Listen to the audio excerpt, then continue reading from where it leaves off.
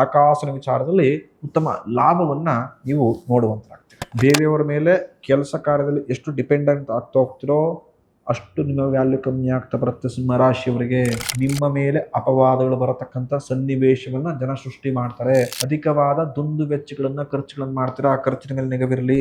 ನಿಮ್ಮ ಅತಿಯಾದ ಬುದ್ಧಿವಂತಿಕೆಯಿಂದಲೇ ಸಿಂಹರಾಶಿಯವರಿಗೆ ಈ ಮಾಸ ಸಂಕಷ್ಟ ಬರತಕ್ಕಂಥದ್ದು.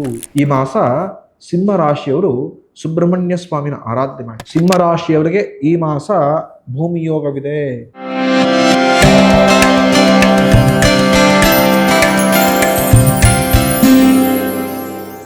ಗುರುಭ್ಯೋ ನಮಃ ಹರಿ ಓಂ.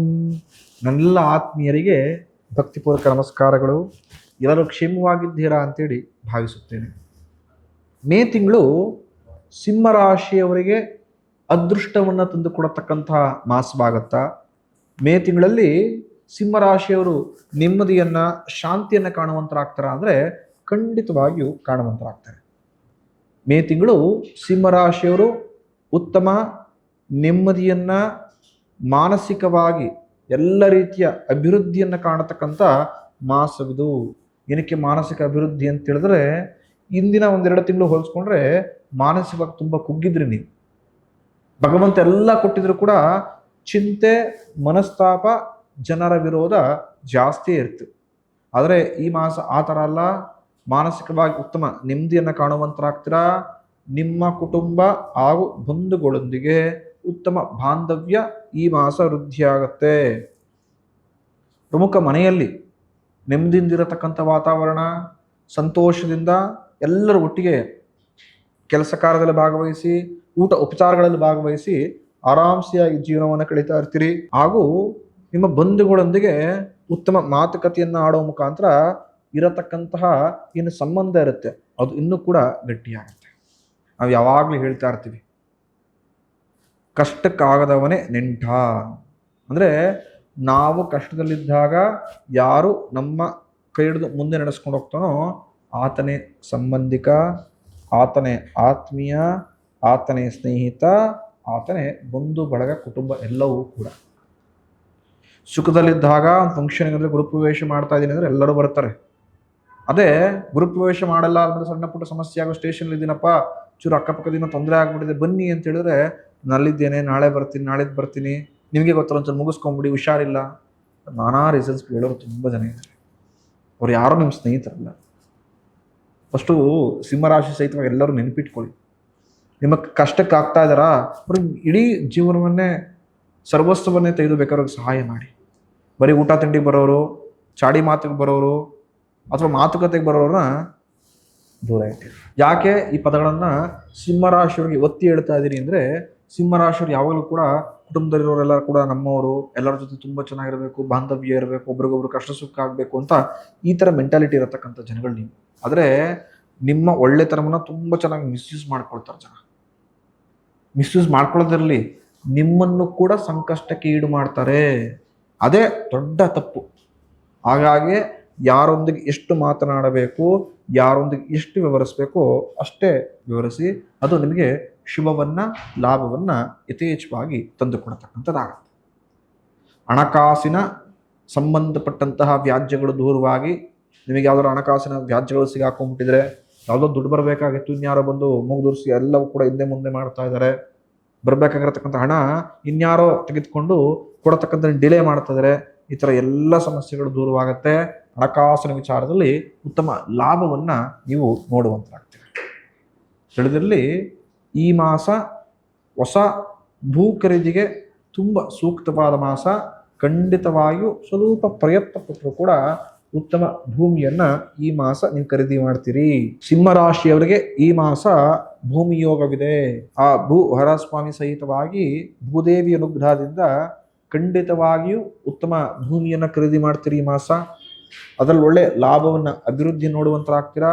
ನೀವು ಮಾಡತಕ್ಕಂಥ ಕೆಲಸ ಕಾರ್ಯ ಉದ್ಯೋಗಕ್ಕೆ ಹೊಸ ತಂತ್ರಗಾರಿಕೆಯನ್ನು ಅಳವಡಿಸಿಕೊಂಡು ಒಳ್ಳೆ ಲಾಭವನ್ನು ನೋಡುವಂತರಾಗ್ತೀರಾ. ಪ್ರತಿಯೊಬ್ಬ ವ್ಯಕ್ತಿಗೆ ಬೇಕಾಗಿರತಕ್ಕಂಥದ್ದೇ ಲಾಭವನ್ನು ನೋಡಬೇಕು, ಜೀವನದಲ್ಲಿ ಅಭಿವೃದ್ಧಿಯನ್ನು ನೋಡಬೇಕು ಅಂತ. ಖಂಡಿತ ಆ ಲಾಭವನ್ನು, ಅಭಿವೃದ್ಧಿಯನ್ನು ಯಥೇಚ್ಛವಾಗಿ ನೀವು ಪಡೆದುಕೊಳ್ಳುವಂತರಾಗ್ತೀರ.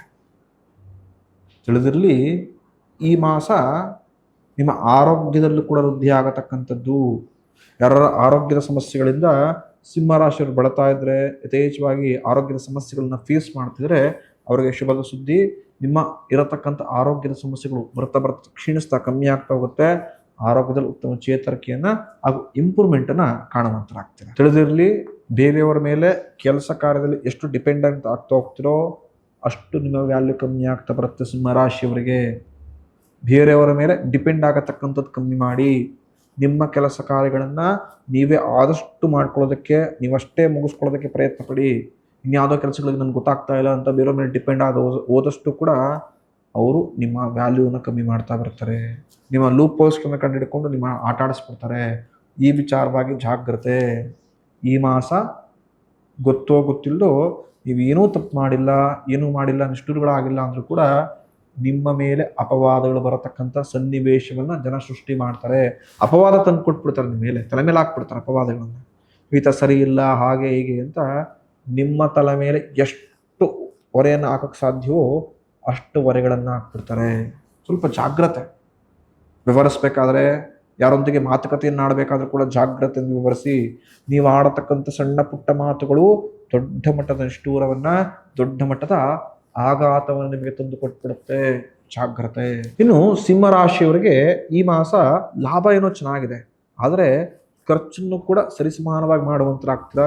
ಅಧಿಕವಾದ ದುಂದು ವೆಚ್ಚಗಳನ್ನು ಖರ್ಚುಗಳನ್ನು ಮಾಡ್ತೀರಾ. ಆ ಖರ್ಚಿನ ಮೇಲೆ ನಿಗವಿರಲಿ. ತಿಂಗಳ ಅಂತ್ಯಭಾಗದಲ್ಲಿ ಅಶುಭ ವಾರ್ತೆಯನ್ನು ಕೂಡ ಕೇಳಿಸ್ಕೊಳ್ತೀವಿ. ಯಾರೋ ತೀರೋದ್ರು, ಆತ್ಮೀಯರು ಯಾರಿಗೇನೋ ಆಕ್ಸಿಡೆಂಟ್ ಆಯಿತು, ಅಥವಾ ಯಾರಿಗೋ ಒಂದು ಸ್ವಲ್ಪ ಏನೋ ಸಮಸ್ಯೆ ಆಯಿತು ಅಂತ ಅಶುಭದ ಸುದ್ದಿನ ಕೇಳ್ತೀರಿ. ಅದು ಮನಸ್ಸಿಗೆ ತುಂಬ ಘಾಸಿ ಮಾಡತಕ್ಕಂಥದ್ದು ಹಾಗೂ ಮನಸ್ಸಿಗೆ ತುಂಬ ನೋವನ್ನು ಕೂಡ ತಂದುಕೊಡುತ್ತೆ. ನಿಮ್ಮ ಅತಿಯಾದ ಬುದ್ಧಿವಂತಿಕೆಯಿಂದಲೇ ಸಿಂಹರಾಶಿಯವರಿಗೆ ಈ ಮಾಸ ಸಂಕಷ್ಟ ಬರತಕ್ಕಂಥದ್ದು. ತುಂಬ ಜನ ಮಾಡತಕ್ಕಂಥ ತಪ್ಪಿದು ಅತಿಯಾದ ಬುದ್ಧಿವಂತಿಕೆ. ಏನನ್ನೋ ಫೇಸ್ ಮಾಡಿಬಿಡ್ತೀನಿ, ಏನನ್ನೋ ಕ್ಲಿಯರ್ ಮಾಡಿಬಿಡ್ತೀನಿ, ಎಲ್ಲವೂ ನನ್ನ ಕೈಯಲ್ಲೇ ಇದೆ, ಎಲ್ಲವೂ ಕೂಡ ನಾನು ಹಾಗೆ ಮಾಡ್ತೀನಿ ಹೀಗೆ ಮಾಡ್ತೀನಿ ಅಂತ ಅತಿಯಾದ ಬುದ್ಧಿವಂತಿಕೆಯನ್ನು ಉಪಯೋಗಿಸ್ಕೊಳಕ್ಕೆ ಹೋಗ್ತೀರಾ. ಅಲ್ಲಿ ಸಂಕಷ್ಟಕ್ಕೆ ಸಿಗಾಕೊಳ್ತೀರಿ. ದೊಡ್ಡ ತಪ್ಪನ್ನು ಖಂಡಿತ ಈ ಮಾಸ ಮಾಡ್ತೀರಿ. ಅತಿಯಾದ ಬುದ್ಧಿವಂತಿಕೆ ಬೇಡ. ಜೀವನ ಹೇಗೆ ಹೋಗುತ್ತೋ ಅದನ್ನು ಬಿಟ್ಬಿಡಿ. ಅದಕ್ಕೆ ಏನು ಮಾರ್ಪಾಟ್ ಬೇಕು ಅದನ್ನು ಮಾರ್ಪಾಟ್ ಮಾಡಿಕೊಡಿ. ಆಗ ಜೀವನ ಸುಂದರವಾಗಿರುತ್ತೆ. ಇಲ್ಲ ಎಲ್ಲವೂ ಹೀಗೆ ಆಗಬೇಕು, ಹೀಗೆ ನಡಿಬೇಕು, ಇದನ್ನು ಮಾಡಿ ಇಷ್ಟು ಲಾಭ ಬರುತ್ತೆ, ಆಗಿರ್ತೀನಿ ಹೀಗಿರ್ತೀನಿ ಅಂತ ಜೀವನವನ್ನು ತುಂಬ ಹಿಂಸೆ ಮಾಡಿಕೊಂಡು ಹಿಂದೆ ಮುಂದೆ ಮಾಡಿಕೊಂಡ್ರೆ ಅಷ್ಟು ಜಾಸ್ತಿ ಅನುಭವಿಸ್ತೀರ. ಸಣ್ಣ ಪುಟ್ಟ ಅಪಘಾತಗಳು ಕೂಡ ಈ ಮಾಸ ನಿಮ್ಮನ್ನು ಕಾಡಿಸುತ್ತೆ. ಗಾಡಿಲಿ ಹೋಗ್ಬೇಕಾದ್ರೆ ಚಿಕ್ಕದಾಗಿ ಬೀಳೋದು, ಅಥವಾ ಮನೆಯಲ್ಲ ಜಾರಿ ಬೀಳತಕ್ಕಂಥದ್ದು, ಸಣ್ಣ ಪುಟ್ಟ ವೆಹಿಕಲ್ಗಳಿಗೆ ಅಪಘಾತ ಆಗತಕ್ಕಂಥದ್ದು, ಯಾರೋ ಕ್ರಾಸ್ ಮಾಡ್ಕೊಂಡು ಏನೋ ಗಾಡಿ ಹೋದ ಅಂತ ಹೇಳೋದು, ಅಥವಾ ನಿಮ್ಗೆ ಯಾರೋ ಗಾಡಿ ಟಚ್ ಆಗೋಗತಕ್ಕಂಥದ್ದು, ಈ ಥರ ಸಣ್ಣ ಪುಟ್ಟ ಅಪಘಾತಗಳಾಗುತ್ತೆ. ಜಾಗ್ರತೆ ಇರಲಿ. ಹಾಗೂ ಮನಸ್ಸನ್ನು ಗೊಂದಲ ಮಾಡ್ಕೊಳ್ಬೇಡಿ. ಈ ಮಾಸ ನಾನಾ ರೀತಿಯ ಆಲೋಚನೆಗಳನ್ನು, ಚಿಂತೆಗಳನ್ನು ಮಾಡಿಕೊಂಡು ಮನಸ್ಸನ್ನು ಗೊಂದಲ ಮಾಡ್ಕೊಳ್ತೀರಾ. ಯಾವುದು ಸರಿ ಯಾವುದು ತಪ್ಪು ಅಂತ ನಿಮ್ಗೆ ನಿರ್ಧಾರ ಮಾಡ್ಕೊಳಕ್ಕಾಗದೆ ಮನಸ್ಥಿತಿ ಹಾಳು ಮಾಡಿಕೊಂಡು ಸಮಯವನ್ನು ಕೂಡ ವ್ಯರ್ಥ ಮಾಡ್ಕೊಳ್ತೀರಾ. ಮನಸ್ಥಿತಿನ ಹಾಳು ಮಾಡ್ಕೊಳ್ಬೇಡಿ. ಎಲ್ಲವೂ ಕೂಡ ಕಾಮಾಗಿ ಕೂಲಾಗಿ ಹ್ಯಾಂಡಲ್ ಮಾಡಿ. ಖಂಡಿತ ಮಾಸ ಸುಂದರ ಮಾಸವಾಗಿ ಪರಿವರ್ತನೆಗೊಳ್ಳುತ್ತೆ. ಈ ಮಾಸ ಸಿಂಹರಾಶಿಯವರು ಸುಬ್ರಹ್ಮಣ್ಯ ಸ್ವಾಮಿನ ಆರಾಧನೆ ಮಾಡಿ. ಮಹಾಸುಬ್ರಹ್ಮಣ್ಯ ಇನ್ನು ಕೂಡ ಯಥೇಚ್ಛ ಶಕ್ತಿಯನ್ನು ಕೊಡ್ತಾನೆ. ಧನಾತ್ಮಕವಾಗಿ ಖಂಡಿತವಾಗಿಯೂ ಉತ್ತಮ ಅಭಿವೃದ್ಧಿಯನ್ನು ಕಾಣುವಂತರಾಗ್ತೀರ. ಮುಂದಿನ ಸಂಚಿಕೆಯಲ್ಲಿ ಮುಂದಿನ ರಾಶಿಯೊಂದಿಗೆ ಸಿಗೋಣ. ಭವಿಷ್ಯ ದರ್ಶನ ಯೂಟ್ಯೂಬ್ ಚಾನಲ್ನ ಸಬ್ಸ್ಕ್ರೈಬ್ ಮಾಡ್ಕೊಳ್ಳಿ. ನಿಮ್ಮ ಆತ್ಮೀಯರು ಕೂಡ ಶೇರ್ ಮಾಡೋ ಮುಖಾಂತರ ನಮ್ಮನ್ನು ಪ್ರೋತ್ಸಾಹಿಸಿ. ತಿಳಿದಿರಲಿ, ಕಾಶಿ ಅಂದರೆ ಸುಂದರವಾದತಕ್ಕಂಥ ನಗರ. ಪ್ರತಿಯೊಬ್ಬ ಹಿಂದುವಿನ ಹಾಗೂ ಪ್ರತಿಯೊಬ್ಬ ಭಾರತೀಯನ ಕನಸು, ಜೀವನದಲ್ಲಿ ಪ್ರತಿಯೊಬ್ಬರ ಆಸೆ ಒಂದು ಬಾರಿ ಆದರೂ ಕೂಡ ಜೀವನದಲ್ಲಿ ಕಾಶಿಗೆ ಹೋಗಬೇಕು ಅಂತ. ಯಾಕಂದರೆ ಮಾಡಿರ್ತಕ್ಕಂಥ ಸಂಪೂರ್ಣ ಪಾಪವನ್ನು ಕಳೆದು ಗಂಗೆಯಲ್ಲಿ ಸ್ನಾನ ಮಾಡಿ ವಿಶ್ವನಾಥನ ದರ್ಶನ ಪಡೆದು ಗಣಪತಿ ಅನುಗ್ರಹ ಪಡೆದುಕೊಂಡು ಕಾಲಭೈರವನ ಅನುಜ್ಞೆ ಪಡೆದುಕೊಂಡು ನಮಗೆ ನಾವು ಪರಿವರ್ತನೆಯಾಗಿ ಆ ಮಣಿಕಣಿಕ ಘಾಟಿನಲ್ಲಿ ನಡೆಯತಕ್ಕಂಥ ದಹನ ಕ್ರಿಯೆಯನ್ನು ನೋಡಿಕೊಂಡು ಎಲ್ಲವೂ ಶೂನ್ಯ ಅಂಥೇಳಿ ನಿಸ್ವಾರ್ಥದಿಂದ ಹಾಗೂ ಸತ್ಯದ ಜೀವನ ನಡೆಸಬೇಕು ಅಂತ ಪ್ರತಿಯೊಬ್ಬರು ಕೂಡ ಆಸೆ ಇಟ್ಕೊಂಡಿರ್ತೀರಿ. ಭವಿಷ್ಯ ದರ್ಶನ ಯೂಟ್ಯೂಬ್ ಚಾನಲ್ ಜ್ಯೋತಿಷ್ಯದ ಮುಖಾಂತರ ಪ್ರಪ್ರಥಮವಾಗಿ ಇಡೀ ಕರ್ನಾಟಕದಲ್ಲಿ ನಾವು ಮೊದಲು ಕಾಶಿಯನ್ನು ತೋರಿಸ್ಕೊಟ್ಟಿದ್ದೇವೆ.